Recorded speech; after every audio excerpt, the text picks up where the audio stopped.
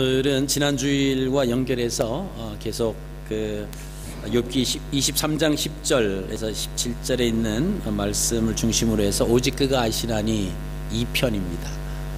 지난주에 1하고 2편. 자, 욥에 대한 하나님의 평가가 어떻게 됐느냐, 지난번에 우리가 함께 살펴보셨습니다. 욥이 그 생각과 말과 삶에 대한 하나님의 평가를 세 가지로 나타냈습니다. 여기 1장 1절과 8절 그리고 2장 3절에 계속 세 번씩 반복되는 욥에 대한 하나님의 말씀이 뭐냐 하면, 욥은 순전한 자다, 온전한 자다, 그리고 욥은 정직한 자고 그 욥은 악에서 떠난 자다. 그러니까 하나님께서 욥을 향해서 평가하시기를 그렇게 말씀하신다라고 합니다. 이 욥은 정말 온전한, 순전하다라고 하는 히브리어 동사 탐이라고 하는 것은 바로 온전하다, 완전하다, 흠이 없다. 다시 말하면 7이라고 하는 그 숫자와 동일한 의미로 쓰여지게 됩니다. 그래서 하나님의 합격선에 합격했다, 하나님이 보시는 그런 어떤 기준점에 합격한 사람이다 라고 하는 것입니다.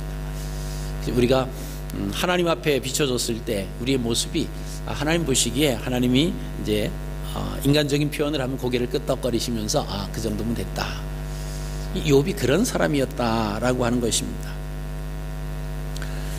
자, 이 욥은 우리가 아시는 것처럼 정말 하나님 앞에 합격한, 하나님의 기준에 합격할 정도로 살았던 사람이라고 하는 것입니다. 그런데도 욥에게 이런 어떤 시험이 왔습니다. 시련이 오고 고난이 오고 환난이 왔다라고 하는 것을 우리가 통해서, 그렇다라고 하면 우리가 이 땅에서 믿음을 가지고 살아가는 모든 사람들에게도 이러한 일들이 올 수 있다라고 하는 것입니다. 우리는 그래서 교회만 나가고 하나님만 섬기면 모든 어려운 문제는 하나도 없고 모든 것이 다 평탄대로만 다 펼쳐질 것으로 생각을 하면서 신앙생활 하시는 경우가 참 많습니다. 그러다가 어떤 조그만 어려움이 오게 되면 거기서 이제 넘어지는 거예요. 그리고 하나님이 이럴 줄 몰랐다느니, 하나님이 나에게 어떻게 이렇게 하셨다느니, 하나님이 야속하시다, 사랑이 없으시다, 그러면서 우리가 하나님을 향해서 원망하고 불평합니다. 그러나 우리가 성경을 제대로 안다라고 하면 이미 그러한 모든 일들은 일어났던 것을 우리에게 다 알려주셨어요. 오늘 욥에게 일어났던 그 일은 어떤 일입니까? 정말 엄청난 일이었습니다. 욥이 당한 그 고난은요, 첫 번째 재물에 대한 고난이었어요. 그리고 데리고 있었던 모든 종들에 대한 그런 고난이었고요, 또 자녀에 대한 고난, 한 걸음 더 나가서 자기 자신에게 대한 고난, 그럼 여기에 다 포함이 될 수밖에 없죠. 자, 이런 것을, 이 중에서 한 부분만 그 고난을 겪은 것이 아니라 이것을 총체적으로 다 통합을 해서 고난을 겪었던 사람이 욥이었다라고 하는 겁니다. 자, 그렇다라고 하면 이 욥은 어떤 사람이었는가? 그 친구들이 와서 얘기하는 것을 우리가 성경 말씀을 통해서 아시겠습니다만은, 이 친구들이 욥을 봤을 때에 분명히 욥이 무언가 잘못했기 때문에, 하나님 앞에 뭔가 잘못했기 때문에 지금 이렇게 재앙을 받고 벌을 받고 그러는 거다, 그렇게 이제 욥에게 다가섰습니다. 근데 우리가 아시는 것처럼 욥은 그런 사람이 아니었습니다. 하나님 앞에 정직한 사람이었고요, 하나님 앞에 정말 온 마음을 다해서 살았던 그런 사람 아닙니까? 악에서 떠난 사람이었는데도 욥은 그러한 고난을 받았다라고 하면, 우리가 여기서 이 말씀을 통해서 우리가 한 가지 분명히 확실히 짚고 넘어가야 할 것인데, 그것이 뭐죠? 열심히 믿음으로 살려고 하는 사람에게도 고난은 올 수가 있다라고 해요. 근데 그 고난이,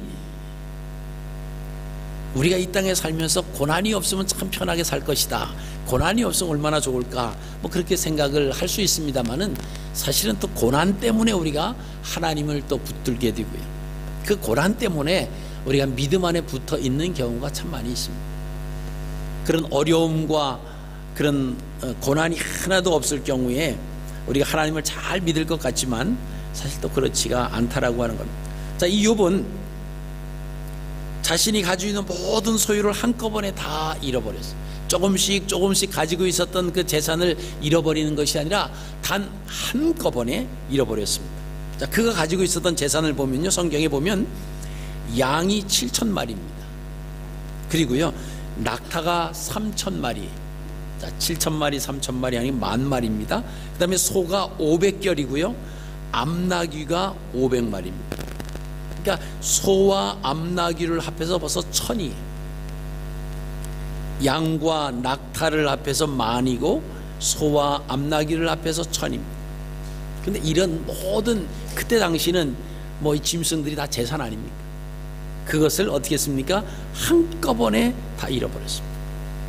뭐 이것을 돈으로 우리가 계산한다라고 하면 어마어마한 거죠. 오늘날로 말하면 하루아침에 완전히 부도가 나버린 거예요. 자, 이뿐만이 아닙니다. 살아가던 많은 같이 그 일을, 뭐 짐승들을 키우고 돌보던 그 종들도 다 죽어버렸습니다. 거기에다가 아들들이 7명 있었어요. 그리고 딸이 3명 있었습니다. 그게 모두 10명이에요. 근데 이 10명 모두 맏아들 집에서 음식을 먹을 때 집이 무너져서 그 자녀들이 다 죽었습니다. 여러분, 이런 일들이 서서히 온 것이 아니고 한꺼번에 왔습니다. 자, 이런 욥의 재산을 설명을 했는데, 우리가 히브리어에는 그 숫자가 오면은 그 문자의 의미와 같이 다닌다라고 하는 것을 우리가 알고 있습니다. 그러면 여기서 나타나는 만이라고 하는 숫자와 1,000이라고 하는 숫자와 열이라고 하는 이 숫자의 의미가 뭘까? 자, 만도, 1,000도, 10도 보면은 전부 다 일자가 붙어 있어요. 그러니까 만과 1,000, 이건 별 의미가 없습니다. 그 1이라고 하는 게 의미가 있어요. 그러니까 만과 1,000과 10, 또 1, 이런 것이 다 1이라고 하는 의미가 있는데, 1이라고 하는 그 숫자는요, 하나님 수입니다. 그러니까 이 욥에게 이러한 재산들이 가지고 있었다라고 하는 그 숫자를 히브리 사람들은 들을 때는 1만 생각하는 거예요. 그 1이 뭡니까? 하나님의 수라고 하는 거예요. 그러면 이 사람들은 욥과 그 1이라고 하는 숫자를 연결시키면서 어떤 생각을 하냐면, 아, 욥은 오직 하나님을 바라는 사람이구나, 오직 하나님만 바라보는 사람이다 라고 하는 의미가 거기에 있습니다. 그러니까 욥이 뭐라 그랬죠? 오직 하나님이 하신다, 그렇게 고백을 하는 겁니다. 자기가 어려움을 당하고 막 고난을 당했을 때 이 욥이 고백하는 건 뭐죠? 이 모든 것 하나님이 하신다는 거예요. 하나님 모든 것을 다 보고 듣고 알고 계시는 그분이시기 때문에 그 하나님을 바라보고, 누구에게 억울한 말을 들어도요, 또 정말 견디기 힘든 그런 고난이 다가와도 이 욥의 경우를 보면은 하나님을 바라보는 거예요. 하나님 다 아시니까, 하나님 다 보고 계셨으니까. 그러니까 우리가 떳떳하게 살았다라고 하면, 우리가 하나님 앞에 정직하게 살았다라고 하면, 악에서 떠난 삶을 우리가 살았다라고 하면, 우리 삶 가운데 몰아닥치는 여러 가지 어려움과 질병과 그런 고난이 온다라고 할지라도 그것 때문에 우리가 움직일 필요는 없습니다. 그것 때문에 마음이 상하거나 마음이 동요될 필요는 없다라고 하는 겁니다. 욥이 그랬습니다. 자, 주변에 있는 것뿐만이 아니고 욥의 몸을 보면 아주 만신창이가 되어버리죠. 그죠? 발바닥에서부터 정수리까지 종기가 나서 제 가운데 앉아가지고 질그릇 조각을 가지고 긁을 수밖에 없는 그런 상황이 되어버렸습니다. 여러분, 이 정도 되면요, 사람이 정상적인 생각과 판단하기가 어렵습니다. 지난 시간에 우리가 말씀을 나눈 것처럼 사람은 높여 살기는 쉬워도 낮춰 살기는 참 어려워요. 자, 내가 그동안 그렇게 누리고 그렇게 하나님의 은혜라고 하고 하나님이 주신 복으로 이렇게 살아왔는데 하루아침에 정말 극에서 극으로 떨어진 거 아닙니까? 그뿐만이 아니라 자기 몸에는 또 종기가 났어요. 병에 걸렸습니다. 여러분, 이 정도 됐을 때 정상적인 사람의 사고를 계속하기가 쉽지 않습니다. 환경과 상황과 나에게 되어지는 그것을 생각하거나 바라보기만 하면 나의 정상적인 그런 판단력을 잃게 됩니다. 그런데 욥은 그런 상황에 있었음에도 불구하고 흔들리지 않았습니다. 이제는 욥의 곁에는 유일하게 남아있는 사람이 한 사람 있었습니다. 그게 누굽니까? 아내입니다. 자, 아내가 이런 고통 중에 있는 그 남편을 위로하기는커녕 뭐라고 말합니까? 내가 이래도 온전함을 지키겠느냐, 이래도 온전함을 지키겠느냐, 그러면서 하나님을 욕하고 죽어라, 이렇게 얘기를 합니다.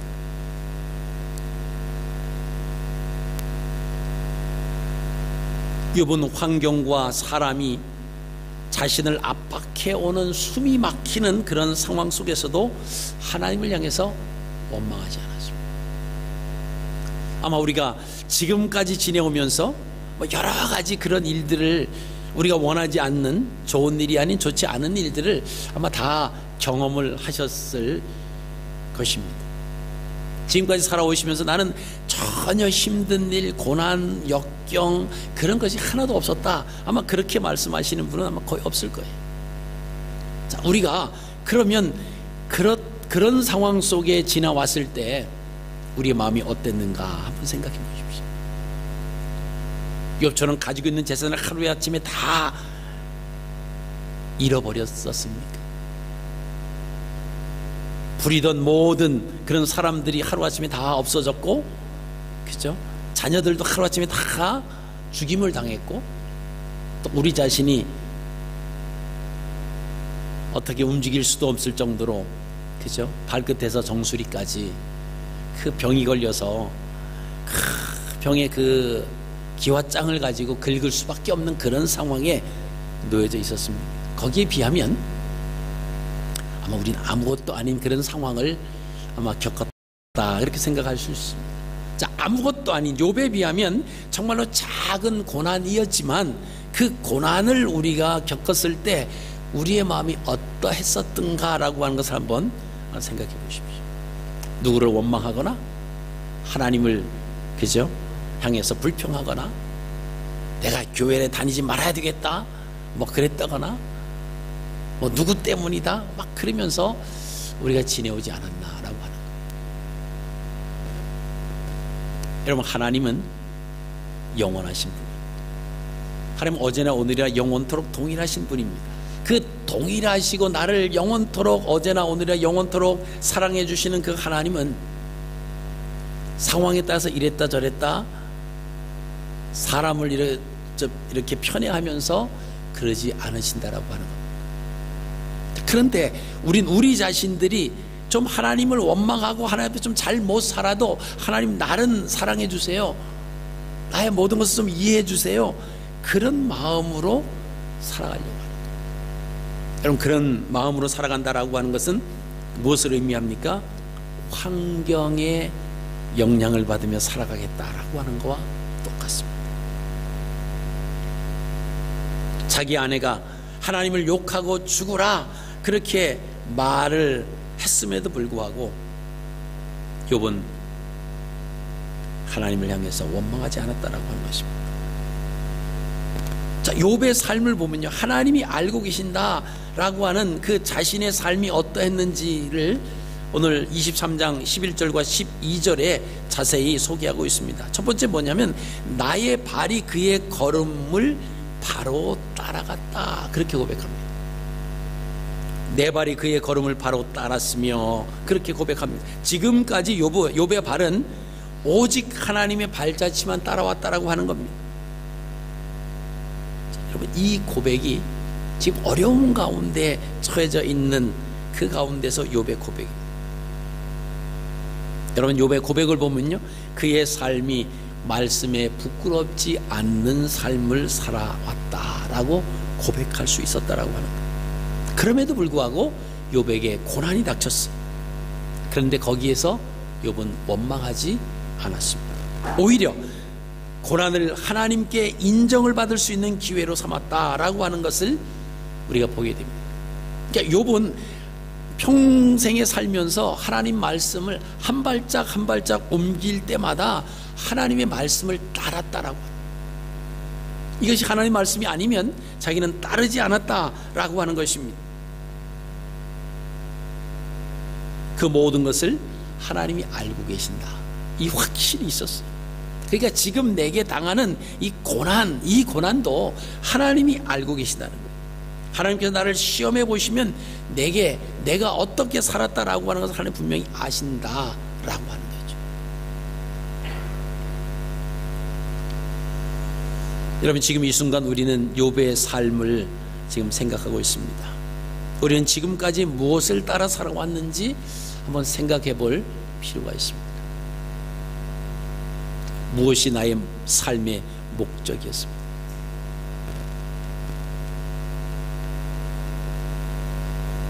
욥은 살아가면서 오직 최상의 목적이 하나님, 그 목적을 이루어가면서 하나님 말씀을 따라가는 그의 발자취가 늘 하나님 말씀을 따라갔다라고 하는.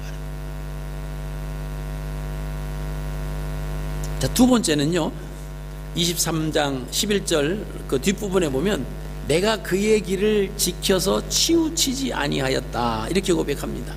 내가 그의 길을 지켜 치우치지 아니하였다. 그러니까 하나님의 말씀 안에서 하나님이 정해주신 그 길 가운데서 그 길로 성실하게 걸어왔습니다, 이 고백을 하는 거예요. 하나님이 정하신 그 길을 벗어나지도 않았고 방황하지도 않았고 이는 늘 하나님을 의식하면서 살아왔습니다 라고 하는 고백인 것입니다. 욥은 이런 인격의 하나님을 섬겼습니다. 어떠한 상황에서도 하나님의 인격을 의심해 본 적이 없다, 그렇게 고백합니다. 우리가 욥기 1장 20절 21절 말씀 보면요, 욥이 일어나 겉옷을 찢고 머리털을 밀고 땅에 엎드려 예배하며 이르되 내가 모태에서 알몸으로 나와 싸운즉 또한 알몸이 그리로 돌아가올지라 주신 이도 여호와시요 거두신 이도 여호와시오니 여호와의 이름이 찬송을 받으실지니이다. 지금 이 고백, 이 찬양이 어떤 상황에 나왔습니까? 모든 것을 다 잃어버린 상태. 그런 가운데서 욥이 이렇게 하나님을 찬양합니다. 우리에게 가지고 있는 것 뭐 하나 조금 없어지면 우린 난리 나잖아요. 내가 계속 신앙을 가져야 되나 말아야 되나 막 그러잖아요. 우리의 자녀가 우리의 뜻대로 조금 안 되면 막 하나님 향해서 원망하잖아요. 여러분, 그 원인이 뭔지 아십니까? 주인이 우리 자신인 줄 알기 때문에 그래요. 물질, 자녀, 건강, 이게 주인이 나라고 생각하다 보니까, 내 자신이 가지고 있는 내가 주인이다 이렇게 생각하니까 좀 흠이 나고 좀 부족하고 좀 어떤 문제가 생기면 그걸 견디지 못하는 거예요.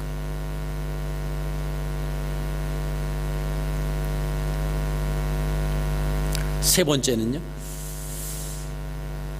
12절입니다. 내가 그의 입술의 명령을 어기지 아니하고 정한 음식보다 그의 입의 말씀을 귀히 여겼습니다.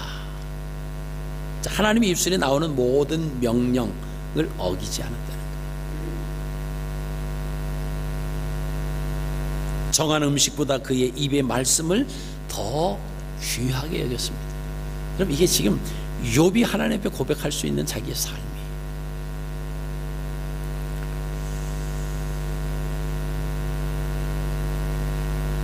우리는 오늘까지 하나님 말씀을 많이 묵상합니다. 마음속 깊이 간직하며 살아왔는가 한번 생각해 볼 필요가 있습니다. 아니면 말씀과 상관없이 내 경험, 내 지식을 앞세우면서 살아오고 있는가? 그것은 얼마든지 우리가 선택할 수 있습니다. 이 땅에서 살아있는 동안 내 마음대로 선택하며 살아갈 수 있어요. 그러나 거기에 따르는 결과는 우리가 선택한 것에 대한 책임으로 따라온다라고 하는 것입니다. 욥은요 항상 하나님의 말씀을 꽉 붙잡았다는 것, 말씀의 인도하심을 받아서 살아왔습니다. 그리고 하나님 앞에서 떨리고 두려움을 가지고 살아왔습니다. 그 하나님이 두렵습니다. 이런 고백을 합니다.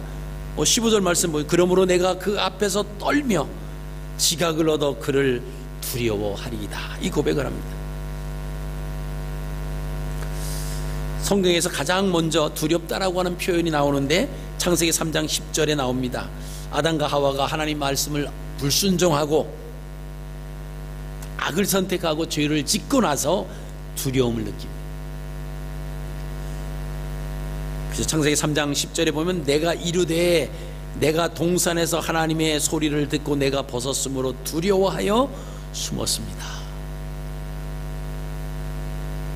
하나님의 말씀에서 벗어났을 때 두려움을 느낀다라고 하는 겁니다. 자, 그런데 욥이 하나님을 향해서 두려웠다라고 하는 것은 아담과 하와가 하나님을 두려워하는 것과는 차이가 있어요. 그 경우와는 다릅니다. 욥이 정말 두렵고 떨립니다. 그런 고백을 한 것은 악을 선택했기 때문이 아닙니다. 그는 하나님이 평가하신 것처럼 완전한 삶을 살았다고 인정을 받았습니다. 근데 그러면 이 욥이 왜 하나님이 무엇 때문에 하나님이 무섭고 떨리는 존재라고 고백했을까라고 하는 것입니다. 그게 13절 14절에서 나옵니다. 오늘 본문 말씀 13절 14절 말씀을 우리 함께 한번 읽으시겠습니다. 시작. 그런 뜻이 일정하시나니 너 능히 돌이키랴. 그의 마음에 하고자 하시는 것이면 그것을 행하시나니 그런즉 내게 작정하신 것을 이루실 것이라. 이런 일이 그에게 많이 있느니라. 자, 이 욥이 하나님을 두려워한 이유가 뭐냐라고 했을 때 첫 번째는 하나님은요 한 번 뜻을 정하시면 그 어느 누구도 돌이킬 수 없다. 욥이 알고 있는 하나님이 뜻을 한 번 정하시면 어느 누구도 돌이킬 수 없는 것이다. 그래서 하나님이 두렵고 하나님 앞에 떨린다라고 하는 거예요. 두 번째는요 하나님이 한 번 정하신 일은 반드시 이루신다라고 하는 거예요. 그래서 하나님이 두려워. 그래서 하나님 앞에 떤다 이렇게 고백을 합니다. 세 번째는 하나님이 정하신 그 기준이 나에게도 적용이 된다라고. 하나님이 한 번 뜻을 정하시면 그것을 어느 누구도 변개치 할 수 없고요. 하나님이 한 번 그 뜻을 정하시면 반드시 이루시는데 그것이 내 자신에게도 적용되기 때문에 하나님은 두려운 하나님 앞에서 떨 수밖에 없습니다. 이런 고백을 지금 욥이 하고 있다라고 하는 것입니다. 이게 말씀 가운데 있는 자와 말씀 가운데 있지 않는 자와의 차이예요. 여러분 우리가 나는 믿음이 있습니다. 믿음이 좋고 믿음이 좋지 않다라고 하는 그 기준이 뭡니까? 그 안에 하나님을 얼마나 믿느냐라고 하는 거예요. 하나님을 믿는다라고 하는 하나님 말씀이거든요. 하나님 말씀을 내가 얼만큼 그 말씀대로 순종하며 살아가려고 내가 하느냐, 그런 생각 속에 있느냐, 그렇지 않느냐, 그 기준이, 그게 믿음의 기준이에요. 지식적으로 말씀을 많이 알고 있는데 삶 가운데 전혀 그것이 녹아져 내리지 않는다라고 하면 그것은 지식으로만 기독교를 가지고 있는 거지 하나님을 믿는 자는 아닙니다. 오늘날 우리가 착각하는 경우가 많아요. 교회에 나오면 다 하나님의 자녀로 믿는 자로 생각하는 그 착각입니다. 교회가 오늘도 주님 전에 나왔으니까 나는 하나님을 믿는 자야. 나는 교회 다니니까 나는 하나님을 믿어. 근데 삶 가운데서는 전혀 그렇지 않더라고 하면 그 사람은 하나님을 믿는 게 아니에요. 그냥 종교 행위만 하는 거죠. 종교 의식에만 참석을 하는 겁니다. 또 지식적으로는 많이 알아요. 말씀을 많이 내가 이런 말씀 다 아니까 난 하나님을 믿는다. 아니요. 아는 거와 믿는 거는 차이가 있습니다. 믿는다라고 하는 것은 그것을 신뢰하고 그대로 살아가는 거예요. 오늘날 교회 오래 다닌 사람들 그 말을 들어보면요, 잘 알아요. 말씀도 잘 알고 막 그래요. 근데 삶 가운데서 그것이 나타나지 않는다라고 하면 하나님을 믿는 것 아니에요. 지식적으로 기독교에 대해서, 성경에 대해서 알고 있는 것 뿐입니다. 자, 이욥은요, 말씀과 함께하는 삶을 살았기 때문에 하나님의 계획을 생각하며 두렵고 떨리는 마음을 가지고 있었다라고 하는 것입니다. 그러니까 지금 당하는 고난, 뒤편에 있는 그 무엇을 생각한다라고 하는 거예요. 그래서 그는 그의 아내와 다르다라고 해요. 그의 아내는 어땠습니까? 당신이 그래도 자기의 온전함을 굳게 지키겠느냐? 하나님을 욕하고 죽어라. 이게 욥의 아내의 신앙이에요. 그동안 자녀 아들 7, 딸 3을 낳으면서 수많은 재산 속에서 많은 종들을 부리면서 뭐 큰 집에서 살았겠죠. 동방에서 가장 큰 자라고 했으니까. 자, 그때 아내가 하나님에 대해서 부정적인 표현을 했을까요? 아마 어느 누구보다도 다른 사람들을 만나면 하나님이 이런 하나님이라고, 참 하나님 믿으면 좋다고 분명히 얘기했을 수 있는 가능성이 있습니다. 왜? 자기의 삶이 부족함이 없거든요. 근데 하루아침에 모든 것이 다 몰락해버렸습니다. 지나가는 사람들이 그 집을 보면서 수근수근거립니다. 도저히 거기에 대해서 되어진 상황을 바라봐도 그것은 도저히 감당할 수가 없고요. 아마 귀에 들려지는 사람들의 말을, 그 말 때문에도 견딜 수가 없는 거예요. 여기에서 믿음의 진가가 나타나는 거예요. 욥의 아내는, 야, 이래도 너의 온전함을 굳게 지키겠느냐? 네 온전함을 굳게 지키겠느냐? 하나님을 욕하고 죽어라. 여러분, 우리가 눈에 보이는 것 조금 나아졌다고 좋아할 이유도 없고요. 조금 업그레이드 됐다고 어깨에 힘을 줄 필요도 없고, 조금 부족해졌다고, 좀 없어졌다고 어깨를 쪼그리고 기죽을 필요도 없습니다. 그렇게 그것 때문에 그런 삶을 살아가는 사람은요, 상황적인 신앙을 가지고 살아가는 사람입니다. 언제 넘어질지 그것은 뭐 뻔한 상황입니다. 그러나 어떤 상황에도 흔들리지 않는 것은 뭡니까? 말씀을 믿는 거예요. 그 하나님을 믿는 겁니다. 내가 하나님의 자녀 됐다라고 하는 그 자체가 어느 무엇과도 바꿀 수도 없고 비교할 수도 없다라고 하는. 자, 그러면 그 다른 것은 아무런 필요가 없어요. 여러분, 우리가 어린아이들이 자라날 때, 또 우리가 어렸을 때 이렇게 보면 그 운동장에서 열심히 비석치기도 하고 땅 따먹기도 하고 열심히 그 비석 좀 줄에서 좀 이렇게 닿았다고 막 우기기도 하고요.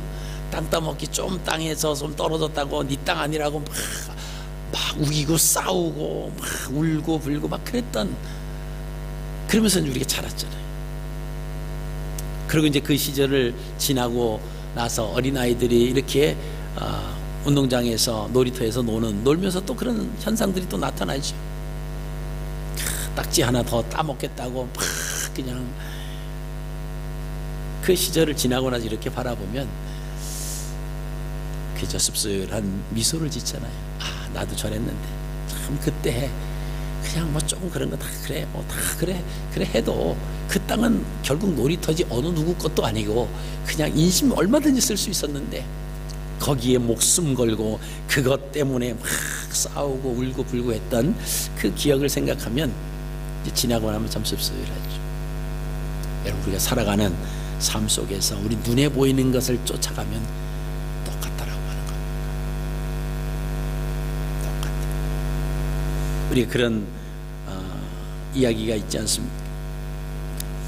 베드로가 이제 하나님께서 너 이제 땅에서 그만 살고 와라 뭐 그랬대요. 그러니까 베드로가 야, 이 좋은 세상을 다 놓고 가기가 너무나, 그래서 하나님, 제가 참 이 세상에 좋은 것이 너무 많은데 그냥 가방 하나만 가지고 가면 되지 않습니까?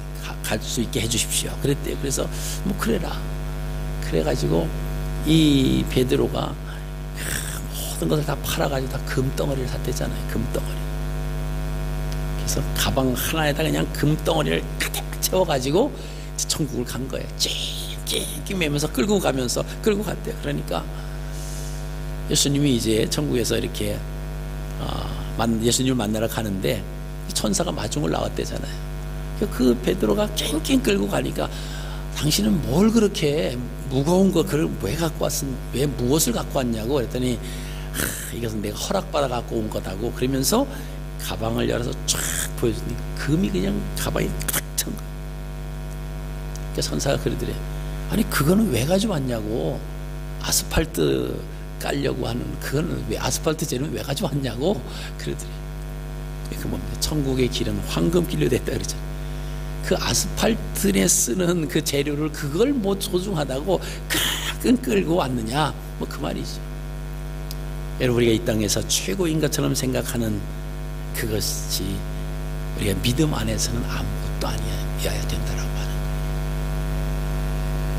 하나님께서 우리의 모든 것을 책임져 주시는 나의 주권자라고 우리가 고백했다라고 하면요, 나의 안고 일어서는 것, 살고 죽는 것도 하나님의 손에 있음을 우리가 신뢰해야 돼요. 그리고 이 땅에서 우리의 삶이 마치면 하나님 나라에서 하나님과 영원토록 살아가는 하나님의 자녀가 된다라고 하는 거예요. 여러분, 그것을 우리가 확신한다라고 하면 그 모든 것들은요 다 아무것도 아니에요. 그냥 좀 불편할 뿐이죠. 그죠? 돈이 좀 적으면 그죠? 좀 불편할 수는 있습니다. 그러나 그것이 모든 것이 다가 아니다라고 하는 것입니다. 욥의 아내가 그런 말을 했을 때 욥은 뭐라고 말합니까? 어리석은 한 여자의 말과 같도다.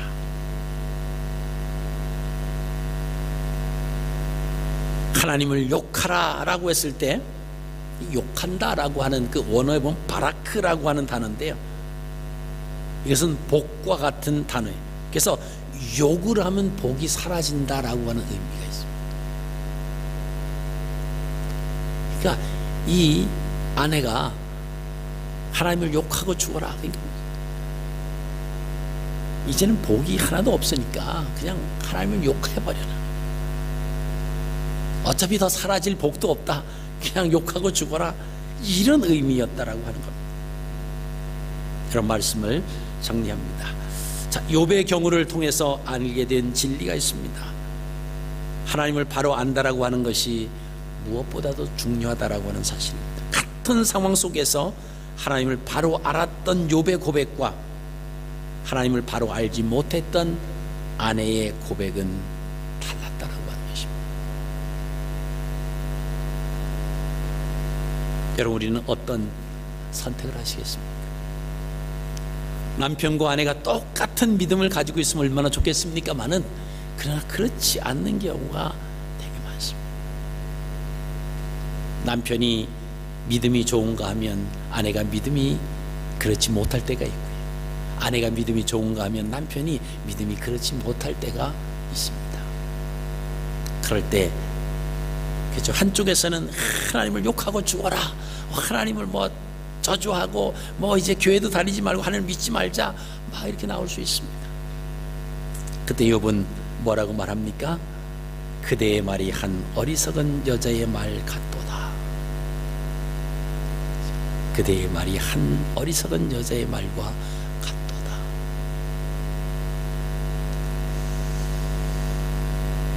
우리가 하나님께 복을 받았은즉 화도 받지 아니하겠느냐 하고 이 모든 일에 욥이 입술로 범죄하지 아니했다라고 하는 것입니다.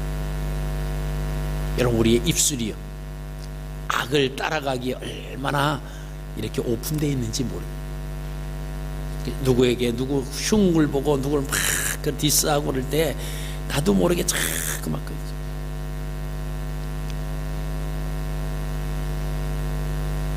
그래서 그런 말이 있어요. 다른 사람을 막 이렇게 뭐 속된 말로 이렇게 막 말한다라고 하는 것을 추인검에 비유를 해요. 추인검은 씹을 때는 좋지만 다 씹고 나면 턱만 합니다. 그죠? 씹고 나면 결국 뭐 별로 단물며 좀 먹다가 이제 턱이 아파서 뱉잖아요. 남는 게 없다라고 하는 거. 우리의 마음이 하나님만 바라보시는, 그리고 누구의 말에 의해서도 죄 짓기보다는, 거기에 이렇게 동참하기보다는 우리가 하나님 앞에 얼마나 더 잘 설 수 있을까. 그죠? 뭐 사람들이 다 온전하지 못하기 때문에 다 부족한 면이 있어요. 그럼 우리가 할 수 있는 말이 하나 있습니다. 그렇기 때문에 인간 아니겠습니까? 이러면 돼요. 그렇기 때문에 인간 아니겠습니까? 그렇기 때문에 인간 아니겠습니까? 그게 아주 좋은 대답이죠. 그죠? 인간이니까 연약하고, 인간이니까 나약하고, 인간이니까 이해도 안 되는 부분처럼 막 그렇게 살아가는 그런 모습을 내가 다른 말하고, 그래 그 나쁜 인간 막 이렇게 말하고 싶어도 하나님 앞에 내 모습을 보면 나도 별 볼 일 없는 사람이잖아요. 나도 온전하고 완벽한 사람이 아닌데, 그래서 인간 아니겠습니까? 그럼 누군가가 나를 추인검처럼 이렇게 쫙쫙 씹을 때 누군가가 또 그렇게 얘기해 주지 않겠어요? 그러니까 인간 아니겠습니까? 그래서 하나님이 필요하죠. 그래서 하나님만 바라봐야 되지 않습니까? 이런 마음과 이런 그 훈련 속에 욥의 이 모습이 전 만들어졌다고 저는 생각합니다. 여기 뭐 태어나면서부터 아주 이런 경건하고 순전하고 악에서 떠난 사람 그랬을까요? 그렇지 않았습니다. 계속 훈련할 거예요. 아내의 말을 들었을 때, 아니 지금 나에게 그런 말을 할 때 내가 지금 이런 상황인데 어떻게 그런 말 하냐, 그러지 않았어요. 아주 점잖게 그대의 말이 한 어리석은 여자의 말 같도다.